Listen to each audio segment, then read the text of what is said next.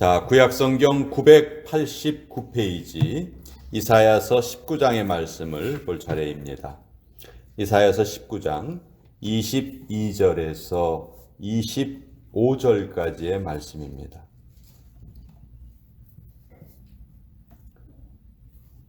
구약성경 989페이지 이사야서 19장 22절로 25절까지의 말씀, 우리 같이 하나님의 말씀을 읽겠습니다. 시작. 여호와께서 애굽을 치실지라도 치시고는 고치실 것이므로 그들이 여호와께로 돌아올 것이라. 여호와께서 그들의 간구함을 들으시고 그들을 고쳐 주시리라. 그날에 애굽에서 아수르로 통하는 대로가 있어 아수르 사람은 애굽으로 가겠고 애굽 사람은 아수르로 갈 것이며 애굽 사람이 아수르 사람과 함께 경배하리라. 그날에 이스라엘이 애굽 및 아수르와 더불어 셋이 세계 중에 복이 되리니 이는 만군의 여호와께서 복 주시며 이르시되 내 백성 애굽이여 내 손으로 지은 아수르여 나의 기업 이스라엘이여 복이 있을지어다 하실 것임이라. 하나님의 말씀입니다. 아멘. 자, 이사야서 전체의 주제는 하나님께서 징계를 하시지만 그 징계는 사랑으로 비롯된 징계고 징계 후에 다시 고쳐주실 것이다. 성경 전체의 주제와 우리 이사야서의 전체의 주제가 너무도 비슷합니다. 닮아 있습니다. 이사야서는 참 신비한 책이죠.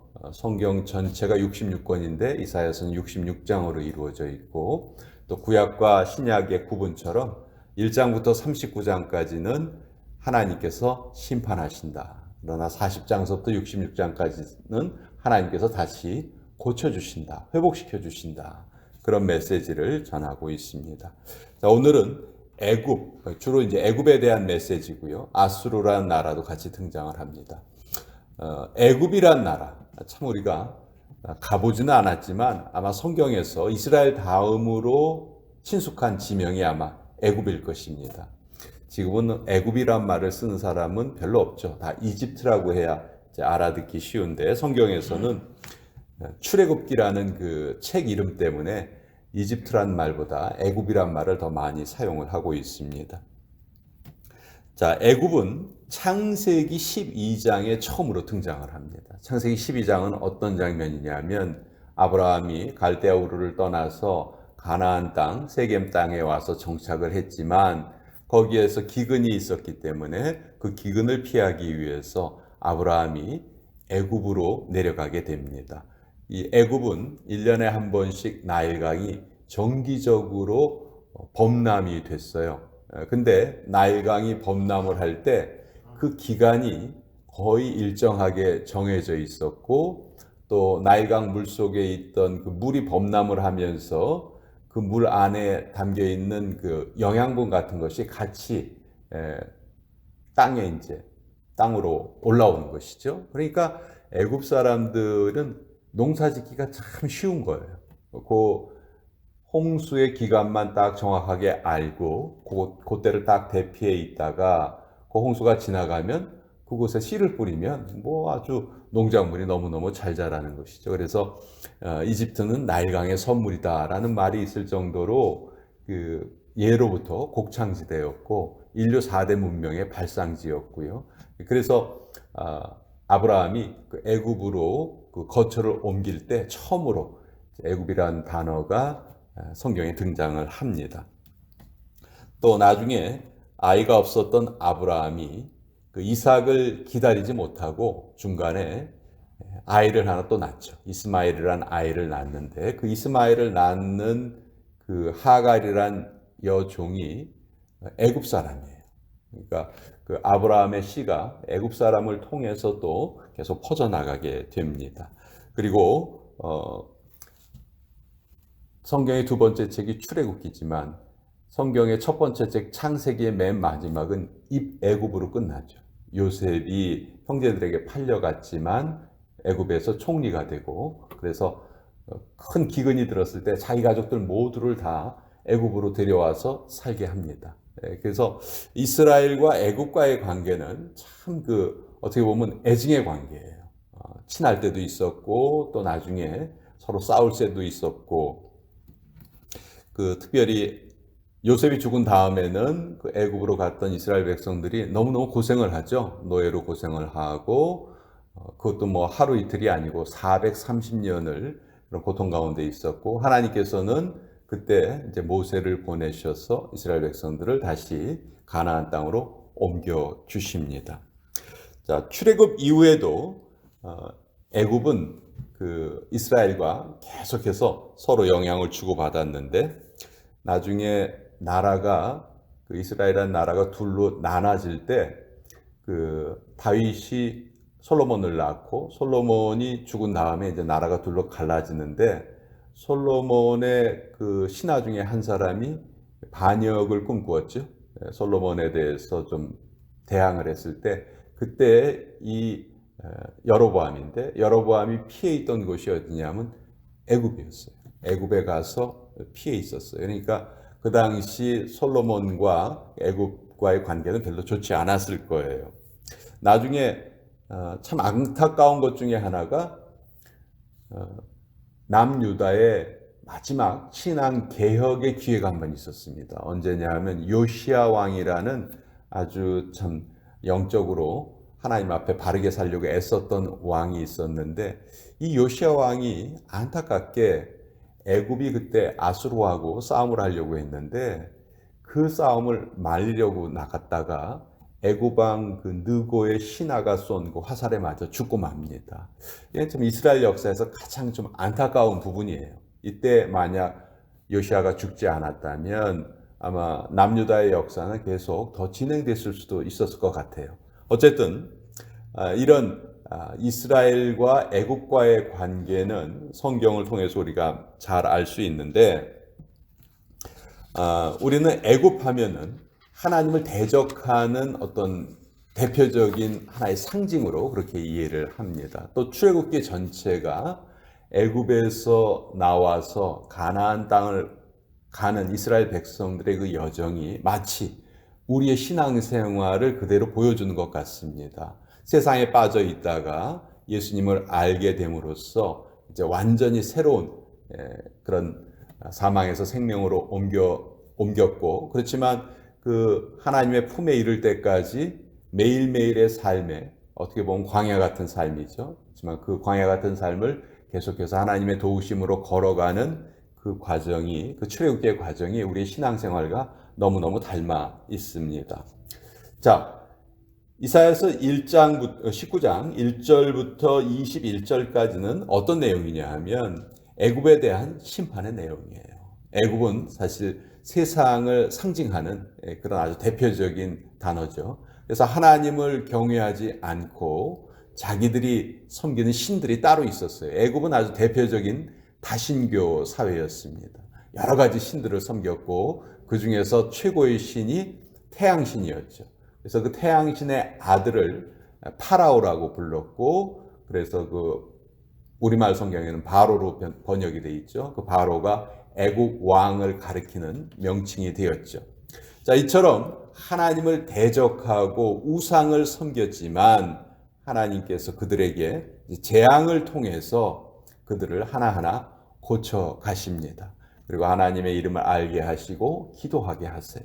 그리고 22절, 오늘 우리가 읽은 22절에 보면 성경 전체의 주제와 같은 말씀이 여기 기록되어 있는데, 여호와께서 애굽을 치실지라도 치시고는 고치실 것이므로 그들이 여호와께로 돌아올 것이라. 예. 우리가 잘못 생각하면 뭐 병 주고 약 주시는 거 아니야? 왜 치시고 고치셔? 그냥 고치시면 되지. 예, 이렇게 생각하기 쉬운데요. 여기에 치시고 고치신다는 것은 애굽을 치시지 않으면, 애굽을 때리지 않으면 애굽은 죽을 수밖에 없는 거예요. 예를 들어서 이런 거죠. 아주 큰 병에 걸린 사람이 있어요. 수술을 해야지만 낫습니다. 수술을 하지 않고는 안 낫는 거예요. 근데 수술을 하려면 어떻게 해야 돼요? 몸에 칼을 대야 되죠. 수술하는 과정이 결코 쉬운 과정이 아니에요. 참 고통스럽고 어려워요. 그렇지만 그 수술이 있어야지만 회복을 할 수 있는 것이죠. 그것과 똑같은 의미입니다. 애굽을 치시지만 애굽을 치시고 그들을 고쳐주신다. 애굽은 맞아야지만 그런 재앙을 당해야지만 정신을 차린다는 것이죠.